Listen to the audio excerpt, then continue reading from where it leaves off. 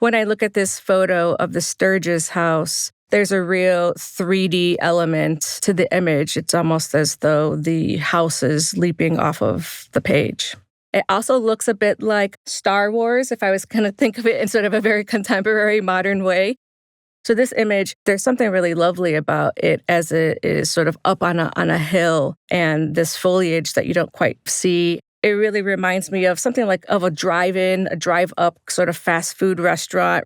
As you're driving up the road, it's a directional kind of cue for the eye. Your eye moves up and then it moves to the left as I'm looking at the image right now, looking at some type of larger image. And so there's so many vantage points. And so, it could have been such a different image without that car there.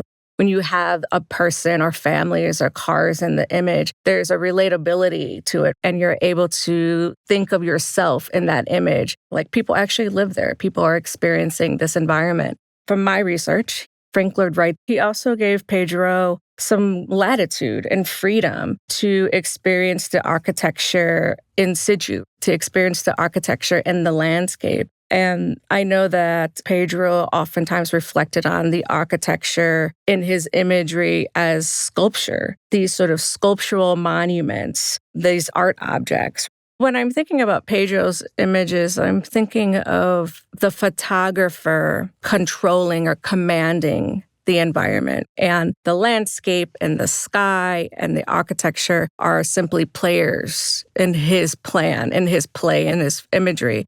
Because of seasonality and the nature of nature and the elements, that image may just be the one and only time that you will ever get to experience or see it from that particular perspective. And that is the art of Pedro Guerrero.